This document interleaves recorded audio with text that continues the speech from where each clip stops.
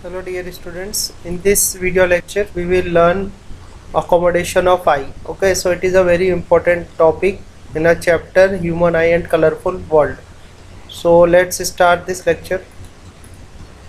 So this is your first point, that a person can see a object clearly when sharp image of a object formed on retina. Okay, तो यहाँ पर ये ध्यान देना है हमें कि जब शार्प इमेज प्रोड्यूस होगी किसी भी ऑब्जेक्ट की रेटिना पर, then a person can see object clearly. Okay, तो ये काफ़ी इंपॉर्टेंट पॉइंट है जो आपको ध्यान रखना है कि जब शार्प इमेज फॉर्म होगी किसी ऑब्जेक्ट की रेटिना पर, तभी जो पर्सन है वो ऑब्जेक्ट को क्लियरली देख पाएगा. Okay, now let's move to a next point.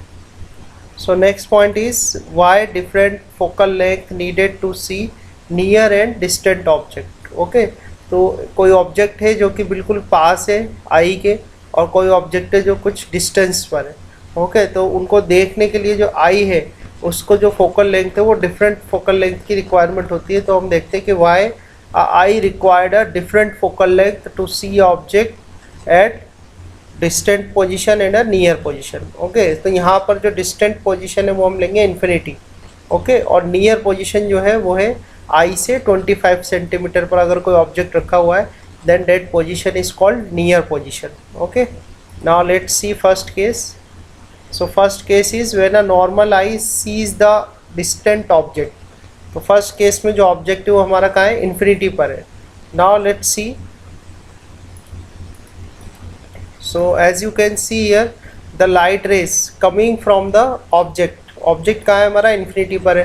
तो इन्फिनिटी से जो लाइट रेज आएंगी, इन्फिनिटी पे जो ऑब्जेक्ट है वहाँ से जो लाइट रेज आएंगे, these light rays are parallel to each other. जो लाइट रेज होंगी वो कैसी होंगी, पैरेलल टू ईच अदर होगी. अब अगर if a person wants to see that object clearly, तो उसकी कंडीशन अभी हमने स्टडी करा है कि जो कंडीशन है वो क्या है कि जो इमेज है उस ऑब्जेक्ट की वो फॉर्म होनी चाहिए रेटिना पर, शार्प इमेज फॉर्म होनी चाहिए रेटिना पर. ओके, तो इस केस में होगा क्या कि when these parallel raise will incident on a eye lens. जो आई लेंस है हमारा वो कैसा, कॉन्वेक्स लेंस है. तो कॉन्वेक्स लेंस क्या करेगा, इन रेज को कन्वर्ज करेगा. क्या करेगा, कन्वर्ज करेगा, और कन्वर्ज कर कर जो इमेज है वो कहाँ फॉर्म करेगा, रेटिना पर. ओके, ना in this case it is easy to converge the these parallel rays. In parallel rays को आप इजीली कन्वर्ज कर सकते हैं. ओके, जब ये आई लेंस पर इंसिडेंट होंगी, तो आई लेंस पर इंसिडेंट होने के बाद these rays are easily converge. ना in this case we required a eye lens of less converging power. इस केस में जो हमें रिक्वायरमेंट होगी आई लेंस की, वो कैसा आई लेंस चाहिए होगा हमें, लेस कन्वर्जिंग पावर का. ठीक है, तो हमारे पास एक रिलेशन है, this is a relation P is equal to power is equal to 1 focal length. ना अगर आपको लेस पावर का लेंस चाहिए, if converging power of a lens is less, then in that case the focal length should be high. तो इस case में जो focal length है वो क्या होनी चाहिए, हाई होनी चाहिए. अगर पावर लेस है, पावर लेसर है, तो फोकल लेंथ क्या होनी चाहिए, इट शुड बी लार्ज. तो इस केस में जो हमें आई लेंस रिक्वायरमेंट होगी वो आई लेंस कैसा होगा, लार्ज फोकल लेंथ का होगा. Okay, now when the focal length of the eye lens is large, then in that case the size और the shape of a eye lens is thin, or we can say that shape of a eyeball is, or a size of a eyeball is thin. Okay, so ये points, this point is mentioned here. Okay, the parallel rays of light coming from a distant object need a convex eye lens of low converging power to converge them or focus them to form an image on the retina of the eye. The convex eye lens of low converging power is the one having a large focal length. Okay, and it is quite thin. Okay, तो इसमें हमें जो point याद रखने वो point ये है कि अगर कोई if there is a object which is at infinity position पर है, तो उस केस में जो हमें आई लेंस की रिक्वायरमेंट होगी, उस आई लेंस की जो कन्वर्जिंग पावर है वो क्या होगी, लेस होगी. और लेस कन्वर्जिंग पावर होने की वजह से जो फोकल लेंथ है वो क्या होगी, लार्ज होगी.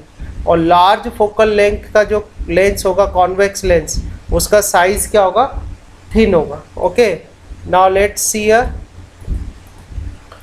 नेक्स्ट पॉइंट में ये है कि when the object is at nearby position, object जो है वो कहाँ पर है, नियर बाय पोजीशन पर है। तो इसमें आपको नियर बाय पोजीशन ध्यान रखना है। नियर बाय पोजीशन क्या है, नियर बाय पोजीशन होती है 25 सेंटीमीटर फ्रॉम अ आई, आई से 25 सेंटीमीटर की डिस्टेंस पर अगर कोई ऑब्जेक्ट रखा हुआ है then that position is called nearby position. इसको नियर बाय पोजीशन क्यों कहा जाता है, क्योंकि 25 सेंटीमीटर से कम अगर डिस्टेंस होगी तो I can not see a object clearly. 25 centimetre से अगर कम डिस्टेंस होगी तो आई जो होगी वो उस ऑब्जेक्ट को क्लियरली विज़न या क्लियरली देख नहीं पाएगी। ओके, सो इसलिए जो नियर बाय डिस्टेंस है वो कितने लेते हैं हम, 25 सेंटीमीटर कहते हैं। It is the closest distance from a eye up to which I can see a object clearly. Okay, now अगर इस ऑब्जेक्ट को क्लियरली देखना है, now you can see that these are the rays coming from the nearby object. Okay, ये rays जो है वो कहाँ से आ रही है, नियर बाय ऑब्जेक्ट से आ रही है। Now you can see that these rays are diverging, these rays are diverging. now these rays are diverging. Now if a person wants to see this object clearly then the image should be formed on a retina. okay, अब image जो है वो retina पर form होने के लिए now you can see that if these rays are continuously traveling on the same path, अगर same path पे rays चलती हैं तो इस तरह से ये diverge होती जाएगी। तो यहाँ पर जो आई लेंस है वो आई लेंस क्या करेगा, इन रेज को कन्वर्ज करेगा और कन्वर्ज करके इमेज कहाँ फॉर्म करेगा, रेटिना पर। ठीक है, तो इस केस में जो हमें आई लेंस की रिक्वायरमेंट होगी वो आई लेंस क्या होना चाहिए, हाई पावर का होना चाहिए। Okay, the converging power of a lens should be high. तो ये फॉर्मूला है हमारे पास पावर का। अगर यहाँ पर हमें हाई कन्वर्जिंग पावर का आपको लेंस की रिक्वायरमेंट है तो फोकल लेंथ कैसी होनी चाहिए, लेसर। ओके, तो यहाँ जो रिक्वायरमेंट है वो रिक्वायरमेंट ये है कि जो कन्वर्जिंग पावर है हमारे आई लेंस की वो हाई होनी चाहिए। तो हाई कन्वर्जिंग पावर का लेंस चाहिए तो उसकी फोकल लेंथ क्या होगी, इस फॉर्मूले से लेस होगी। अब लेस फोकल लेंथ जब होगी then the size of a eyeball is becomes thick. जो आई बॉल है उस या आई लेंस जो है हमारा उसका साइज जो है वो क्या हो जाएगा, थिक हो जाएगा। Okay, so this is a point here. So this point you should remember that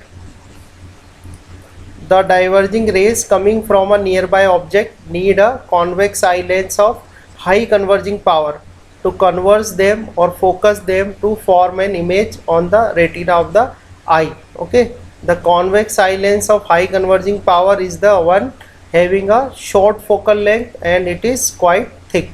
Okay, तो एक बार और मैं दोबारा इसको बता देते हैं कि नियर बाय ऑब्जेक्ट देखने के लिए, क्लियरली नियर बाय ऑब्जेक्ट देखने के लिए जो नीड होगी हमारी वो लेंस की, वो लेंस कैसा होना चाहिए, हाई कन्वर्जिंग पावर का होना चाहिए। और हाई कन्वर्जिंग पावर कब होगी, जब फोकल लेंथ क्या होगी, लेस होगी। और जब फोकल लेंथ लेस होती है तो जो आई लेंस होता है it becomes thick, eye lens कैसा हो जाता है, थिक हो जाता है। Okay, so these are the two requirements by which a person can see a distant object and a nearby object clearly. Okay, now let's see how it happens. So let's see first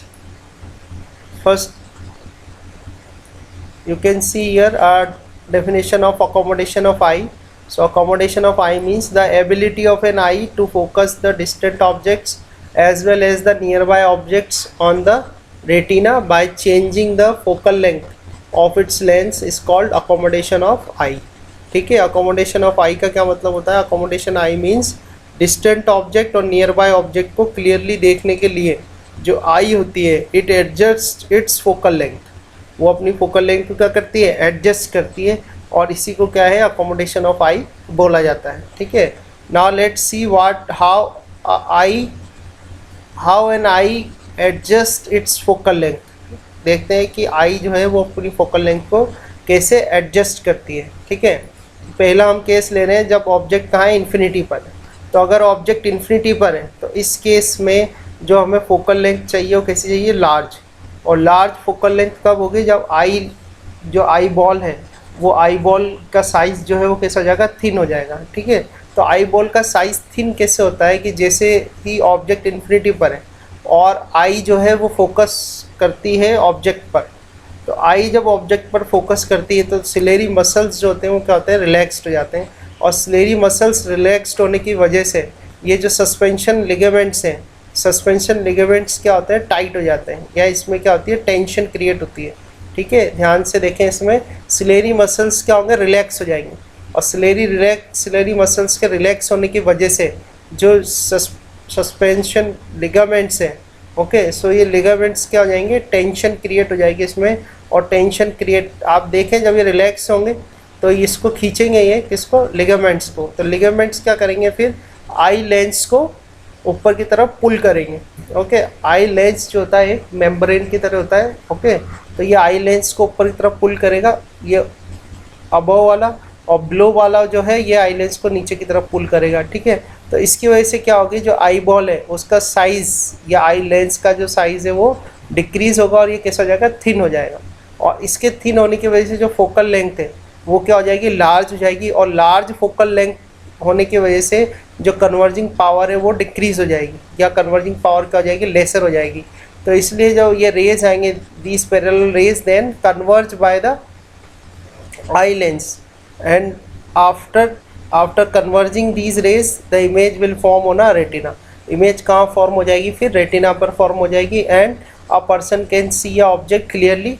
Okay, and when a object is situated at infinity. Okay, now let's see when object is at nearby position.